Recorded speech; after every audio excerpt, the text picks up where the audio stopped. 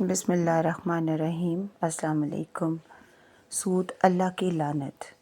Baghdad کے قدیم بازاروں میں ہمایوں ایک مشہور تاجر تھا۔ لوگ اسے دکان کی دولت اور کاروباری مہارت کی وجہ سے جانتے تھے، مگر اس کی شخصیت میں سختی اور سود خور طبیعت چھپی ہوئی تھی۔ ہمایوں نے زندگی میں ہمیشہ دولت جمع کرنے کو سب کچھ سمجھا۔ وہ ہر قرض پر بھاری سود لگاتا اور جو ادائیگی نہ کر پاتا اس کی زمین یا دکان ضبط کر لیتا۔ شہر کے لوگ اس سے ڈرتے اور اسے ظلم و جبر کا نشان سمجھتے تھے۔ ہمایوں کی بیوی سلمیٰ اس کے بالکل برعکس تھی۔ سلمیٰ نرم دل، پرہیزگار، نیک اور سمجھدار خاتون تھی۔ وہ اکثر اپنے شوہر کو نصیحت کرتی کہ سود اور ظلم کے کاروبار سے دور رہو، مگر ہمایوں اپنی حرص اور غرور کی وجہ سے اسے نظر انداز کرتا۔ سلمیٰ نہ صرف اپنے شوہر کے دل بدلنے کی کوشش کرتی بلکہ گھر کے ماحول کو محبت اور سکون سے بھرنے کی تمام کوششیں کرتی۔ ہمایوں کا گھر اور بیٹے،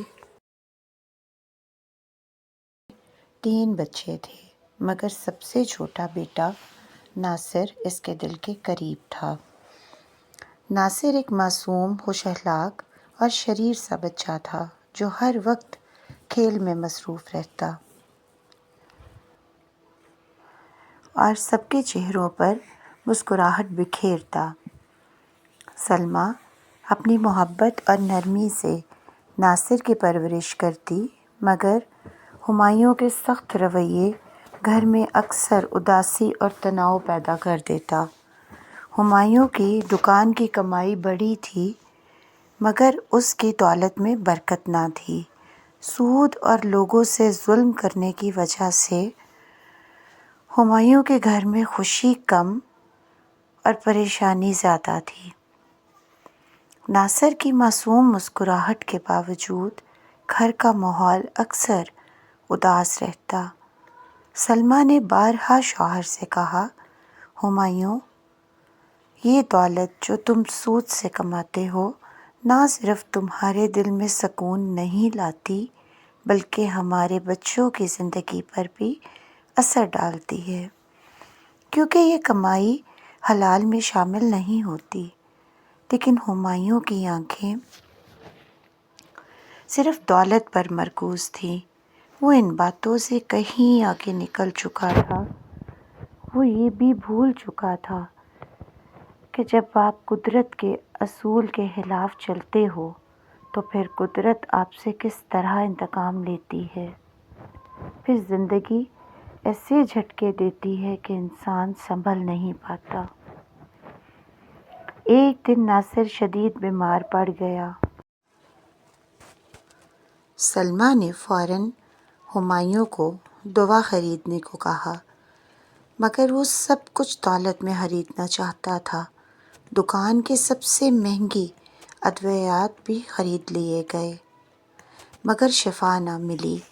ہمایوں نے پہلی بار محسوس کیا کہ پیسہ ہر چیز نہیں کر سکتا، اور پیسہ بھی وہ جو لوگوں کی آہوں سے کمایا گیا ہو، جس میں لوگوں کی بد دعا شامل ہو۔ وہ پیسہ کبھی کام نہیں آتا۔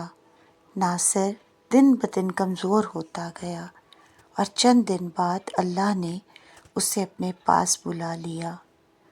یہ بچے کی موت نہیں تھی، یہ وہ تکلیفیں تھیں جو اس نے سود کے ذریعے لوگوں کو دے کر بد دعائیں خریدی تھیں، اور آج وہ آہ اور بد دعا لگ گئی۔ یہ واقعہ ہمایوں کے لیے ایک قیامت سے کم نہ تھا۔ اس کے دل پر غم اور رنج کا طوفان آیا۔ اس نے اپنے کیے ہوئے ظلم اور سود خورانہ حرص کو محسوس کیا، مگر افسوس کہ اس کا نقصان ہو چکا تھا۔ سلمیٰ کی حالت بھی بہت بری تھی، لیکن اب اسے اپنے باقی 2 بچوں کی فکر تھی کہ کہیں وہ بھی بد دعا کا شکار نہ ہو جائیں۔ سلمیٰ نے ہمایوں کو رو رو کر کہا، میں تمہیں کہتی تھی کہ لوگوں کی بد دعائیں مت لو، مت چھینو ان کے گھر، مت چھینو ان کی دکانیں۔ آج ان کی بد دعائیں میرے بیٹے کو لگ گئیں۔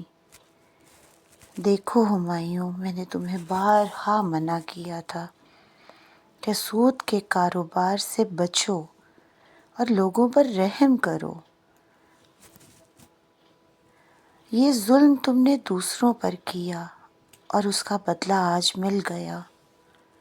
اللہ نے ہمارا بیٹا ہم سے اس لیے لے لیا کہ تم نے حرص اور ظلم کی راہ اپنائی۔ میں تمہیں خدا کا واسطہ دیتی ہوں، یہ کام چھوڑ دو۔ اگر تمہیں اپنے باقی دونوں بیٹے چاہیے۔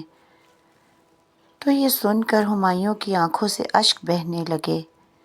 پہلی بار اس نے محسوس کیا کہ دولت اور طاقت کی حرص نے اس کے گھر کو اداس کر دیا اور اس سے سب سے اس کی قیمتی چیز، اس کا بیٹا، اس سے چھین لیا۔ یہ حادثہ ہمایوں کی زندگی میں ایک نیا موڑ لے آیا۔ اس نے سود کے کاروبار سے توبہ کی، لوگوں سے معافی مانگی اور ظلم چھوڑ دیا۔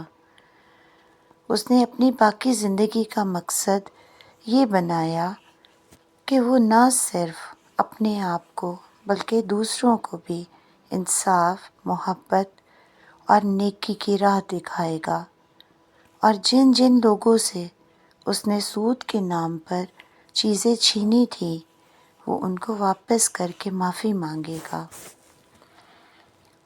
سلمیٰ کے صبر، نیکی اور حکمت نے ہمایوں کے دل میں تبدیلی کی شروعات کی، لیکن اس کے دل کو سکون نہیں آ رہا تھا۔ پھر ایک رات وہ اللہ کے حضور سجدے میں گر گیا، تہجد میں، اور بے انتہا رویا۔ رو رو کے اس نے اللہ سے معافی مانگی اور اسے ایسا لگا جیسے اس کا دل ہلکا ہو گیا ہے، اس کے آنسو کام آ گئے۔ اللہ نے اس کو معاف کر دیا۔ اس نے عہد کیا کہ وہ ہمیشہ نیک دولت کمائے گا اور نیک عمل کرے گا، لوگوں کے ساتھ کبھی ظلم نہیں کرے گا۔ ہمایوں نے بچوں کو بھی سکھایا کہ دولت کا اصل فائدہ نیکی، انصاف اور اللہ کی رضا میں ہے، نہ کہ سود اور ظلم میں۔ اسے احساس ہوا کہ سود ایک ایسی لعنت ہے جو آپ کی زندگی پر پڑ کر ہی رہتا ہے۔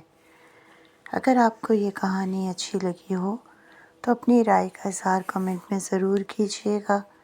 اللہ پاک ہم سب کا حامی و ناصر ہو۔ آمین ثم آمین۔ جزاک اللہ۔